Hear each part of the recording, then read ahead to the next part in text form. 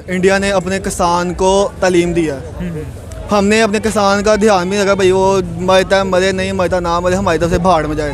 हमने किसान के साथ यही किया। हमने किसान का जो था ज़मीन, हमने उसकी जो फसल दी, हमने उससे कम पैसों में ख़रीदी है। इंडिया जबकि अपने किसान को जो है वो प्रोवाइड करता, चीज़ें प्रोवाइड करता, वो उसको फैसिलिटीज़ देता है।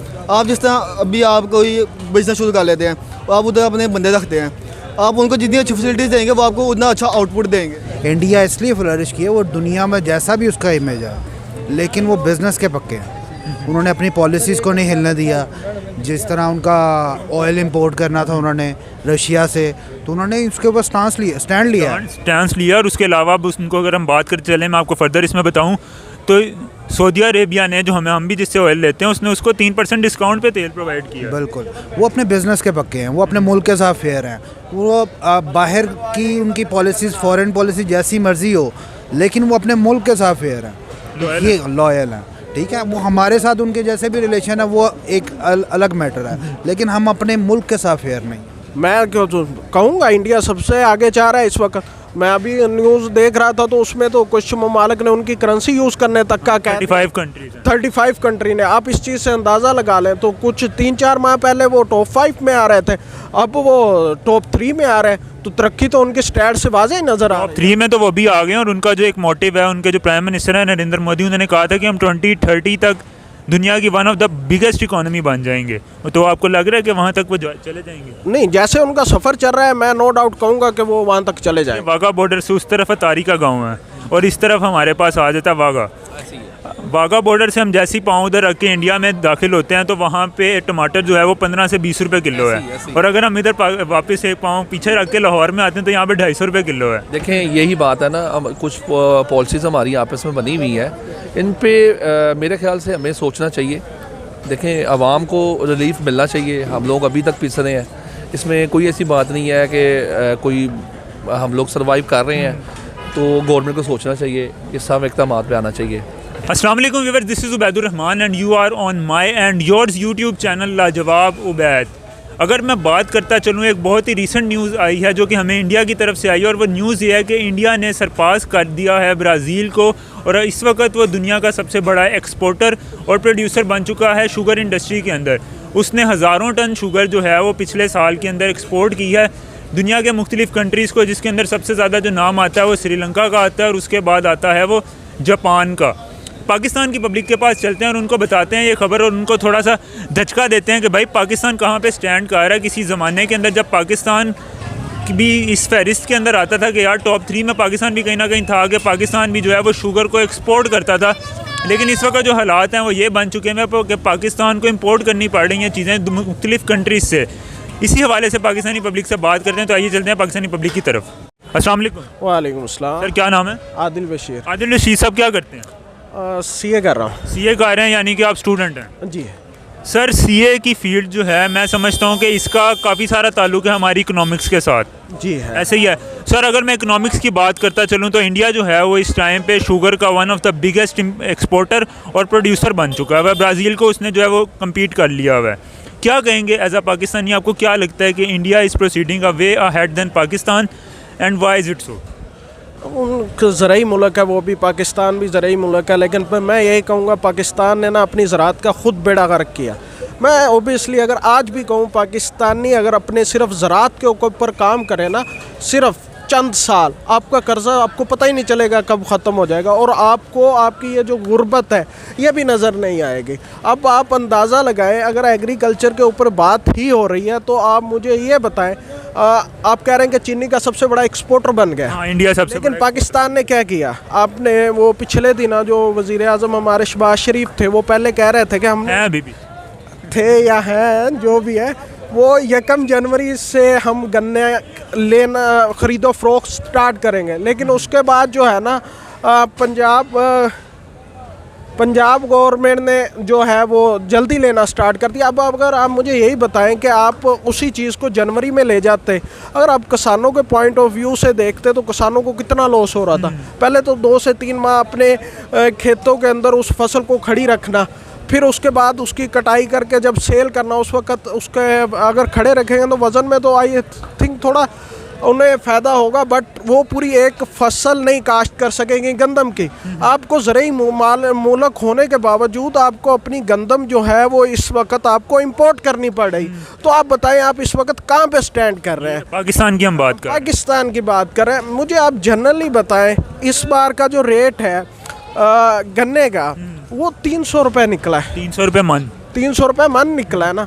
आप मन में 40 किलो जितना भी, आप मुझे यहाँ पे एक रेडी वाला है जो जूस गन्ने का जूस जो है ना वो सेल करता है, वो जो एक गिलास है वो आपको 70 रुपीज़ का दे रहा है। आप मुझे अंदाज़ा लगाएं उसमें कितना गन्ना लगता होगा, 1 से हाफ गन्ना लगता है।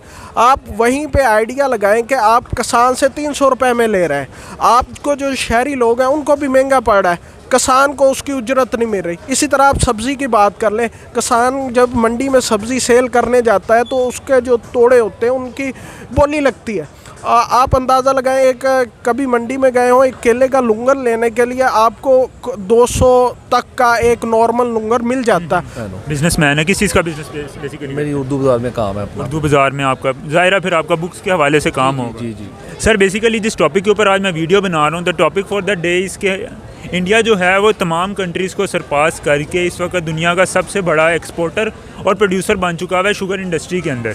तो अगर हम बात करते चलें पाकिस्तान की, तो पाकिस्तान कहाँ पे स्टैंड करता है और इंडिया के जो फार्मर्स हैं उनकी जो गवर्नमेंट पॉलिसीज़ हैं उसके हवाले से आप क्या बात करेंगे? देखें, बात सिंपल सी है, जब तक हमारे मुल्क के हालात, हमारी गवर्नमेंट स्टेबल नहीं होगी तब तक हमारा इकनॉमिक सिस्टम सीधा नहीं होगा।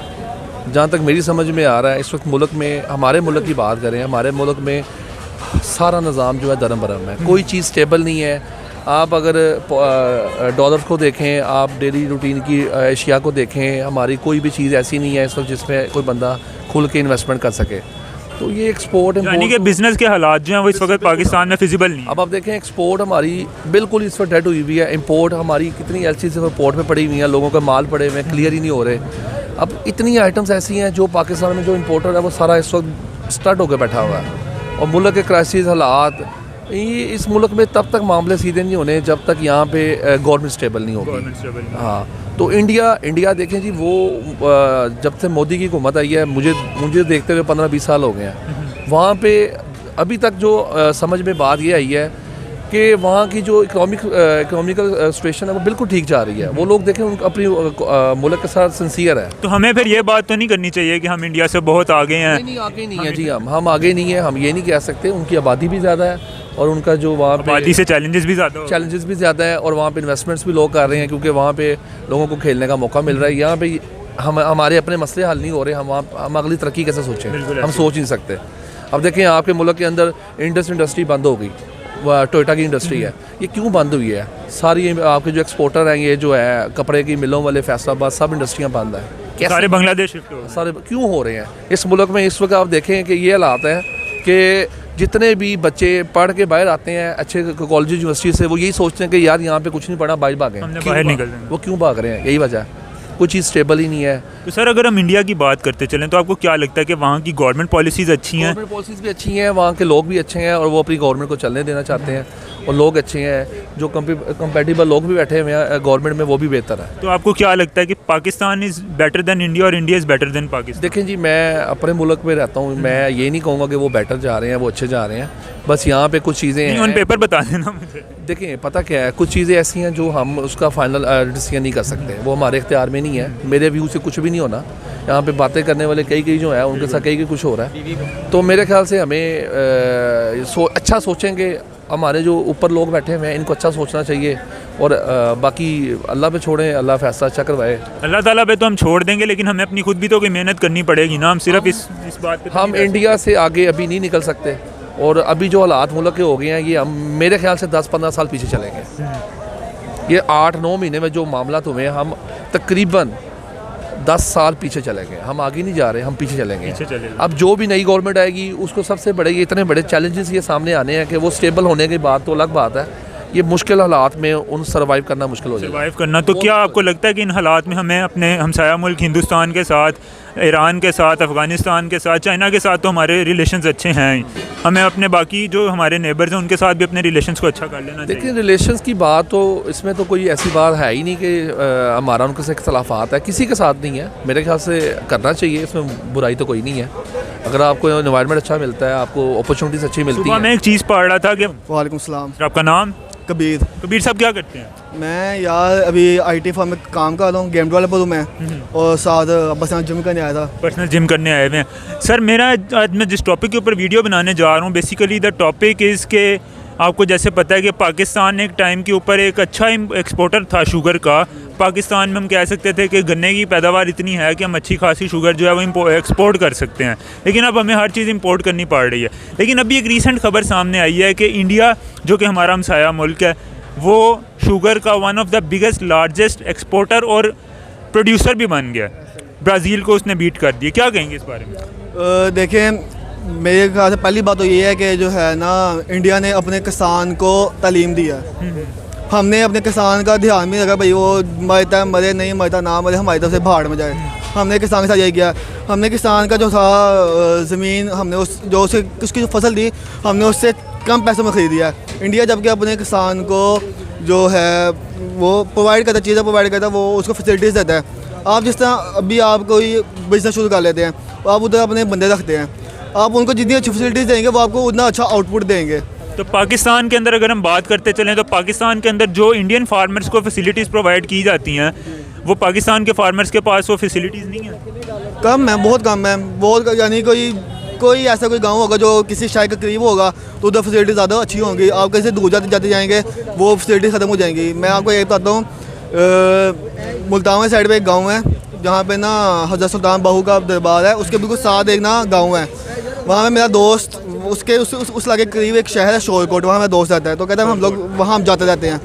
तो उसने बताया कि भाई वहाँ पे लोगों के पास आपको हैरान होगी कि वहाँ पे गैस नहीं है। मतलब वो मुल्तान जैसे शहर के अंदर भी गैस नहीं है, उसके आबाई गांव यानी कि उसके जो 7 गांव लगता है उसमें गैस नहीं है। गैस नहीं है वहाँ पे, लोगों के पास बिजली नहीं है। गैस तो बहुत कम छोटी बात है, बिजली नहीं है वहाँ पे। वहाँ पे लोग अभी भी वैसे ही जैसे ज़िंदगी गुजार, जैसे आज से कोई 100 साल पहले लोग ज़िंदगी गुजारते, वैसे आज वहाँ पे लोग ज़िंदगी गुजार रहे हैं। कि वाघा बॉर्डर से उस तरफ अतारी का गाँव है और इस तरफ हमारे पास आ जाता है वाघा बॉर्डर से हम जैसे ही पाँव उधर रख के इंडिया में दाखिल होते हैं तो वहाँ पे टमाटर जो है वो 15 से 20 रुपए किलो है। और अगर हम इधर वापस एक पाँव पीछे रख के लाहौर में आते हैं तो यहाँ पे 250 रुपये किलो है। देखें, यही बात है ना, कुछ पॉलिसीज़ हमारी आपस में बनी हुई हैं, इन पे मेरे ख्याल से हमें सोचना चाहिए। देखें, आवाम को रिलीफ मिलना चाहिए। हम लोग अभी तक पिस रहे हैं, इसमें कोई ऐसी बात नहीं है कि कोई हम लोग सर्वाइव कर रहे हैं। तो गवर्नमेंट को सोचना चाहिए, इस सब इक़दाम पे आना चाहिए। इंडिया इसलिए फ्लरिश की है, वो दुनिया में जैसा भी उसका इमेज है, लेकिन वो बिज़नेस के पक्के हैं। उन्होंने अपनी पॉलिसीज़ को नहीं हिलने दिया। जिस तरह उनका ऑयल इंपोर्ट करना था उन्होंने रशिया से, तो उन्होंने उसके ऊपर स्टैंड लिया। और उसके अलावा उनको अगर हम बात करते चलें, मैं आपको फर्दर इसमें बताऊँ तो सऊदी अरेबिया ने, जो हम भी जिससे ऑयल लेते हैं, उसने उसको 3% डिस्काउंट पे तेल प्रोवाइड किया। बिल्कुल, वो अपने बिज़नेस के पक्के हैं, वो अपने मुल्क के साथ फेयर हैं। वो बाहर की उनकी पॉलिसीज़, फॉरेन पॉलिसी जैसी मर्ज़ी हो, लेकिन वो अपने मुल्क के साथ फेयर हैं, ये लॉयल हैं। ठीक है, वो हमारे साथ उनके जैसे भी रिलेशन है वो एक अलग मैटर है, लेकिन हम अपने मुल्क के साथ फेयर नहीं है हम। और यहाँ पे आपको 120 रुपये दर्जन मिल रहा है और लुंगर के अंदर 10 से 12 दर्जन है। लेकिन जब वो किसान लेके आ रहा है तो उसके अंदर आप इस चीज़ का अंदाज़ा लगाएं कि उसको कितना लॉस हो रहा है। वो 120 के अंदर हमें दे रहा है, उसमें वो अपनी ज़मीन का ख़र्चा भी निकाल रहा है, अपनी खाद का ख़र्चा भी निकाल रहा है, अपनी बहुत सारी दूसरी चीज़ों का भी ख़र्चा निकाल रहा है। लेकिन हम एट द एंड पैसा कमा कौन रहा है? जो दरमियान में एक ब्रोकर बन के बैठा हुआ है। क्या हमने हमेशा बिजनेसमैनों को जो इनके के साथ कर रहे हैं उनके ऊपर कोई कंट्रोल नहीं कर सकते? तो अगर मैं आपकी बात को आगे मज़ीद फर्दर चलाता चलूँ तो बात हो रही थी कि India one of the biggest exporter और आप बात करें कि प्रोड्यूसर बन गया। तो क्या आपको लगता है कि इंडिया के अंदर बिज़नेस करने के लिए, ख़ास तौर पे एग्रीकल्चरल बिज़नेस करने के लिए, ये जो बड़ा एक फिजिबल से एनवायरनमेंट है कि वो इतना ज़्यादा ऊपर चला गया? यार आप अंदाज़ा लगाएं, इंडिया में इस वक्त हर मशीनरी बन रही है। उनके पास जदीद से जदीद मशीनरी वो अपने मुमालिक के अंदर बना रहे हैं, ट्रैक्टर बना रहे हैं, छोटे से छोटे औजार बना रहे हैं, उनसे जो छोटे से छोटा किसान है वो इजीली जो है ना वो सारा कुछ कर पा रहा है। तो आप मुझे ये बताएं, यहाँ पे हमें एक छोटे औजारों से पहले तो कर नहीं सकते, अगर बड़े औजार हैं फिर वो एक बड़ा ज़िम्मेदार ले सकता है, छोटा अफोर्ड नहीं कर सकता।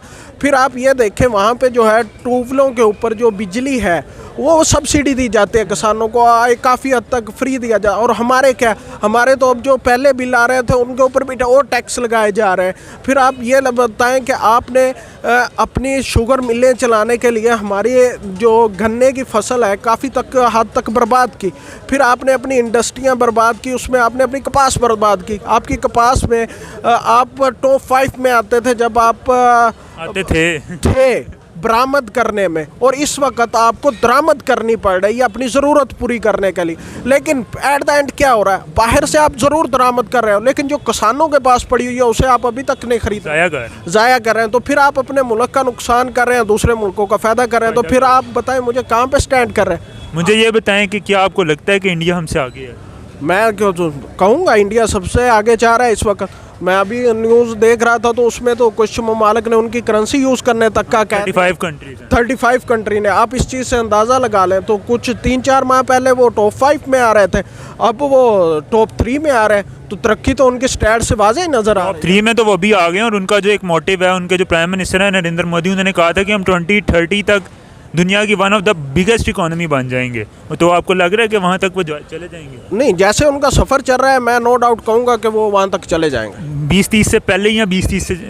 इस बारे में मैं कुछ नहीं कह सकता, क्योंकि जब भी आपकी सियासी हुकूमतें होती हैं ना, वो उनकी एक रीज़न है ना कि 10 साल से एक ही प्राइम मिनिस्टर है, नरेंद्र मोदी वज़ीर है, 8 साल हो गए। तो 8 साल में उनकी जो पॉलिसियाँ वो कंटिन्यू चल रही हैं। अगर मैं अभी कंपैरिजन करूं पंजाब का और दूसरे सूबों का, पंजाब आगे जा रहा है। रीज़न क्या थी, पिछले 10 साल लगातार नून लीग को मिले, इस बार तरक्की क्यों नहीं हुई? उसके पीछे रीज़न है 3.5 साल एक प्राइम मिनिस्टर, दूसरा आया उसकी अपनी पॉलिसी, तीसरा आया उसकी अपनी पॉलिसी। तो जब पॉलिसियाँ चेंज होती हैं, पुरानी पॉलिसियाँ बंद होती हैं, उनके ऊपर जो आप इन्वेस्ट कर चुके होते हैं, तो वो फिर आप जब सियासी किसी भी हुकूमत में होते हैं तो आप लॉन्ग टर्म नहीं सोच सकते। आपने सिर्फ 5 साल का सोचते हैं, उनके ऊपर वर्क करते हैं। तो उन जो 5 साल के अंदर जो आप सोच रहे होते हैं, आपने कौम को दिखा के उसके ऊपर वोट लेना होता है। जैसे कि अब मैं बताऊं, जनरल अयूब के बाद हमारे मुल्क में डैम नहीं बने थे। डैम हमारे मुल्क की सबसे बड़ी ज़रूरत है। लेकिन पीटीआई के दौर में अच्छा इनिशिएटिव हुआ कि उन्होंने स्टैंड लिया और बनाना शुरू किया। अब मुझे बताएं कि अगर यही जो है कि रुक जाए, नई गवर्नमेंट आई है, फंड रोक दे, दूसरे काम रोक दे, जो काम हुआ है वो ख़त्म हो गया। मतलब हम अब इन शॉर्ट में आपकी सारी बात जितनी भी हुई है उसको मैं ये कह सकता हूँ कि पाकिस्तान के अंदर पॉलिटिकल स्टेबिलिटी नहीं है, पॉलिटिकल इंस्टेबिलिटी बहुत ज़्यादा है, बहुत ज़्यादा। और जब आपकी पॉलिटिकल गवर्नमेंट, जो आपकी जमहूरी हुकूमतें जितनी ज़्यादा कमज़ोर होंगी ना, आपकी इस्टेब्लिशमेंट उतनी ज़्यादा मजबूत होगी। अब आप देख सकते हैं पाकिस्तान में आपकी इस्टेब्लिशमेंट बहुत ज़्यादा मजबूत है, और वहाँ पे किसी का कोई जो है ना वो कोई ध्यान नहीं देता। इवन के वहाँ पे मेरा दोस्त बता रहा था कि कुछ अर्सा पहले वहाँ पे एक ना MNA हुई थी, उधर थी MNA PTI की थी, वो जो है ना वहाँ पे इलेक्ट हुई। तो उन्होंने ना वहाँ पे काम करने की कोशिश की कि हम यहाँ पे काम करवाते हैं, लेकिन वहाँ के जगीरदारों ने, बडेरों ने, उन्होंने कहा अगर आप यहाँ पे तालीम दे देंगे, यहाँ पे कोई काम करवा देंगे तो फिर लोग हमें भूल जाएंगे। लोग कहेंगे कि लोगों को अगर आप सारी चीज़ें प्रोवाइड कर देंगे वो फिर वो मांगेंगे क्या। तो आपकी बात जो मैं समझूँ, आपने तालीम की बात की, अगर मैं तालीम को ही आगे प्रोसीड करता चलूँ तो तालीम के हवाले से आपको लगता है कि इंडिया हमसे आगे है? क्योंकि अगर तालीम की बात करें, इम्पोर्ट एक्सपोर्ट का जो कारोबार है बेसिकली ये तो गवर्नमेंट लेवल पे होता है ना। तो जब गवर्नमेंट ही नहीं आपको एक फैसिलिटी प्रोवाइड करेगी तो फिर आपकी लोकल जो मैन्युफैक्चरर्स हैं वो तो कुछ भी नहीं कर सकते, फार्मर्स तो कुछ भी नहीं कर सकते। तालीम में तो भैया इंडिया तो हमसे बहुत आगे है, आगे नहीं बहुत आगे है। इंडिया तो काफ़ी मुल्कों से बहुत आगे, क्योंकि उन्होंने अपनी तालीम पे उन्होंने जोर दिया। इंडिया बहुत चीज़ों में बहुत पीछे भी हमारे से, क्योंकि उधर जो है जैसे कि मैं बताता हूँ आपको, अनएम्प्लॉयमेंट वहाँ पे बहुत ज़्यादा है, क्योंकि वहाँ पे आबादी ज़्यादा है। सीधी सी बात है, आबादी ज़्यादा है तो भाई चैलेंजेस ज़्यादा वहाँ पे आबादी का बहुत मसला है। यानी अगर एक मुल्क है, उसकी 1 अरब से ऊपर आबादी है, उनके पास लैंड ही नहीं है, वो कहाँ पे रखेंगे उनको? नहीं, लैंड तो अच्छा खासा है, पाकिस्तान जैसे 5-6 मुल्क आ जाएंगे इंडिया के। नहीं, 3 आएंगे, 5-6 नहीं आएंगे। बहुत बड़ा है भाई इंडिया। मैं भी नक्शा देखता हूँ, 3 ही आएंगे ज़्यादा से ज़्यादा। लेकिन फिर भी उनके लिए मसला है, उनके लिए चाइना ने अपना कंट्रोल किया हुआ है अपनी आबादी को, लेकिन मुझसे भी कंट्रोल नहीं हो रही। तो इंडिया जैसा मुल्क जहाँ पाकिस्तान का हिसाब भी है कि वहाँ पे अगर 2 बच्चे हों तो वो वहाँ पे वो कई इलाकों में गलत समझा जाता है। वहाँ पे लोग कहते हैं 5-6 बच्चे हों तो फिर सही है, यानी ज़्यादा बच्चे हों तो वो आबादी उनके लिए उनसे कंट्रोल नहीं हो रही, उनसे अनएम्प्लॉयमेंट कंट्रोल नहीं हो रही, उनसे और भी काफ़ी चीज़ें हैं, काफ़ी चीज़ें उनसे कंट्रोल नहीं हो रही। एक्सपोर्ट की मैं बात कर रहा था। एक्सपोर्ट की अगर बात की जाए तो पाकिस्तान शुगर की प्रोडक्शन में तो काफ़ी नीचे आ गया कि अब हमें वो भी इंपोर्ट करनी पड़ती है। वीट प्रोडक्शन की बात करें तो उसमें भी हम काफ़ी पीछे आ गए हैं कि हमें रशिया से वीट इंपोर्ट करनी पड़ी है। तो हम ऐसे में कैसे आगे प्रोसीड कर सकते हैं आगे कि हमें किसी से इंपोर्ट ना कोई चीज़ करनी पड़े? देखिए इसके लिए तो आपको अपने किसानों के लिए फैसिलिटीज़ उनको देनी पड़ेंगी, क्योंकि उसी से काम चलेगा और उनको तालीम दोगे तभी उनको पता चलेगा अच्छा ये अब नए तरीके ये आ गए हैं। आप पुराने तरीके आप वही पुराने तरीके घिसे पिटा लेके चले जाओ, सारी ज़मीन आपने बंजर कर दी अपनी, जो बच गया उसी को संभाल लो। अस्सलाम वालेकुम। वालेकुम सर सलाम। आपका नाम? समीर। समीर साहब क्या करते हैं?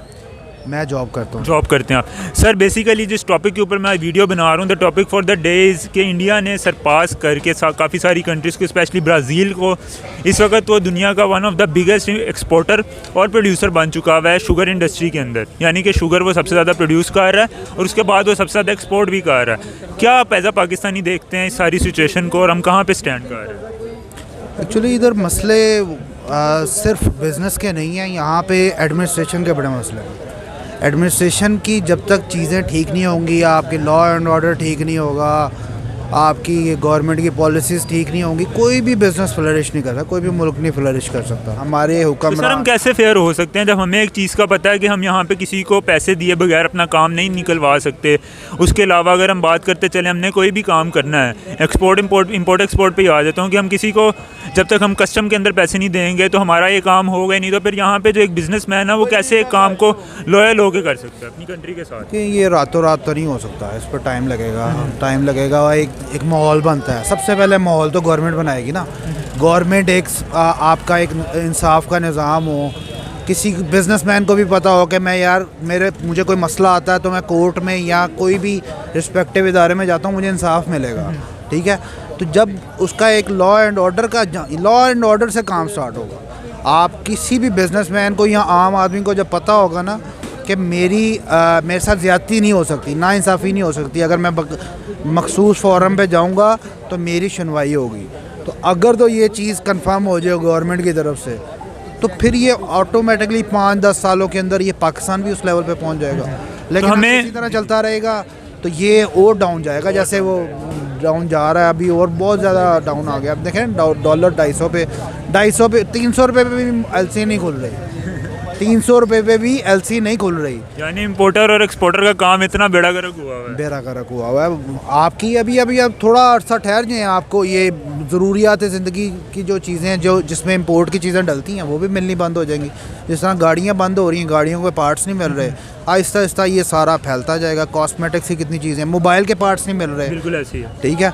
इस तरह ये चीज़ें बढ़ती जाएंगी क्योंकि आपके डॉलर्स ही नहीं है आपके पास, आपको जब तक, हाँ बिल्कुल, तो ये वजह है बस। ये जब तक आपका निज़ाम गवर्नमेंट की तरफ से सेट नहीं होगा तब तक कुछ नहीं हो सकता। तो जी व्यूअर्स, कैसी लगी आपको आज की वीडियो? पाकिस्तान की जो पब्लिक है उसने काफ़ी मज़े का रिएक्शन दिया है, कुछ खरी बातें भी उन्होंने की हैं कि पाकिस्तान जो है वो क्यों तरक्की नहीं कर रहा और इंडिया हमसे इतना आगे क्यों चला गया है। उम्मीद करता हूँ कि आप लोगों को आज की वीडियो अच्छी लगी होगी। अगर आप लोगों को आज की वीडियो अच्छी लगी तो काइंडली चैनल को सब्सक्राइब कर दीजिएगा, इंस्टाग्राम पे आके मुझे फॉलो, और ये ज़रूर बताइएगा कि आप लोग नेक्स्ट वीडियो किस टॉपिक पर देखना चाहते हैं। तब तक के लिए अपने होस्ट उबैदुर रहमान को दीजिए इजाज़त। अल्लाह हाफिज़।